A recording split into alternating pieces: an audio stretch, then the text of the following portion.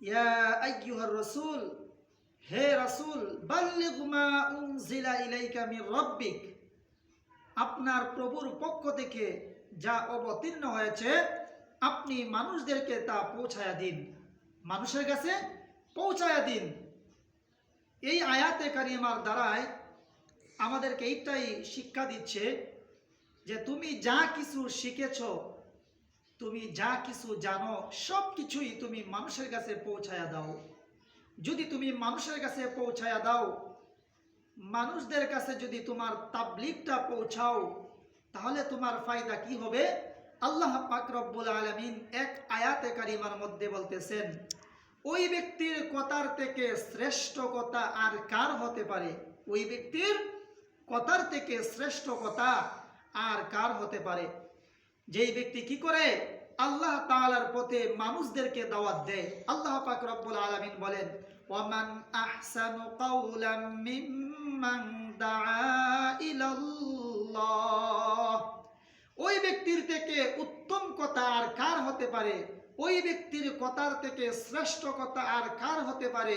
যেই ব্যক্তি মানুষদেরকে আল্লাহ তাআলার পথে ডাকে, যেই ব্যক্তি মানুষদেরকে আল্লাহর দিকে ডাকে, ওই ব্যক্তির কথার থেকে উত্তম কথা আর কার হতে পারে? আল্লাহ তাআলা বলতেছেন। এটা হচ্ছে এক নম্বর। দ্বিতীয় নম্বর, আল্লাহ পাক রব্বুল আলামিন বলেন, যারা আমি আল্লাহ তাআলার পথে মানুষদেরকে ডাকে, যারা মানুষদেরকে সৎ কাজের আদেশ এবং অসৎ কাজের নিষেধ করে, তাদের থেকে উত্তম দল আর কে হতে পারে? আল্লাহ তাআলা বলতেছেন, কুনতুম খায়রা উম্মাতিন উখরিজাত লিন্নাস তা'মুরুনা বিল মা'রুফি ওয়া তানহাউনা আনিল মুনকার ওয়া তু'মিনুনা বিল্লাহ। আল্লাহ তাআলা বলতেছেন যে কুনতুম খায়রা উম্মাতিন উখরিজাত লিন্নাস, মানুষের মধ্য থেকে ওই মানুষগুলি হচ্ছে সর্বশ্রেষ্ঠ মানুষ, যারা মানুষদেরকে দ্বীনের পথে রাখে, সৎ কাজের আদেশ এবং অসৎ কাজের নিষেধ করে, সৎ কাজের আদেশ এবং অসৎ কাজের নিষেধ করে। আল্লাহ পাক রব্বুল আলামিন তার নবী মুহাম্মদুর রাসূলুল্লাহ সাল্লাল্লাহু আলাইহি ওয়াসাল্লামকে দুনিয়াতে পাঠিয়েছেন মানুষদেরকে সৎ কাজের আদেশ করে অসৎ কাজের নিষেধ করে দ্বীনের পথে আনার জন্য। এই জন্য যখন আল্লাহ তাআলা এই আয়াতে কারিমা নাজিল করলেন, আল্লাহ তাআলা বলেন, ওয়া আনজির আশিরাতাকাল আকরাবিন।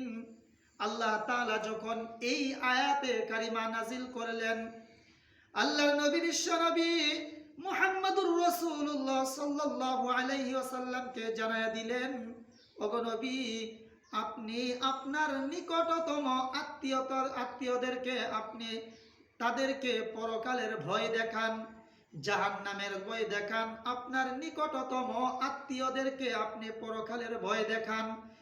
যখন আল্লাহ পাক রব্বুল আলামিন এই আয়াতে কারিমা নাজিল করে আল্লাহর নবী বিশ্ব নবীকে হুঁশিয়ার করলেন, তখন আল্লাহর নবী বিশ্ব নবী রাহমাতাল লিল আলামিন তিনি সাফা পাহাড়ের গুহায় গিয়ে উঠলেন।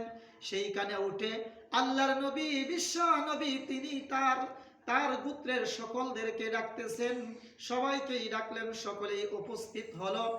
উপস্থিত হওয়ার পর তিনি সাফা পাহাড়ে উঠিয়া তিনি বলতেছেন, ও আমার আত্মীয় স্বজনরা, ও আমার গোষ্ঠীর লোকেরা, আমি যদি এখন আপনাদেরকে বলি যে ওই পাহাড়ের আড়ালে আপনার কিছু শত্রু আছে, যেই শত্রুগুলো আপনাদের উপর আক্রমণ করবে, তাহলে কি আপনারা এই কথাটা বিশ্বাস করবেন? তখন তার গোষ্ঠীর লোকেরা বলতে লাগলো, ও মুহাম্মদ, তুমি ছোট থেকে নিয়ে এই পর্যন্ত তোমার জবান দিয়ে কোনোদিন মিথ্যা কথা শুনি নাই, তুমি কোনোদিন মিথ্যা কথা বলো নাই, সুতরাং আজকেও তুমি মিথ্যা কথা বলতে পারো না, অবশ্যই তোমার কথা আমরা বিশ্বাস করি।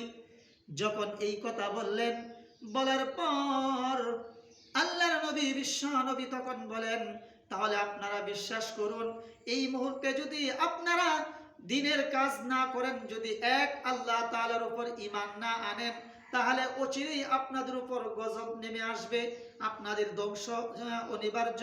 যেই মুহূর্তে এই কথা বলল, সাথে সাথে আবুল আহাব বললেন, হ্যাঁ এ মুহাম্মদ, তুমি কি আমাদেরকে এই জন্য ডাকছো?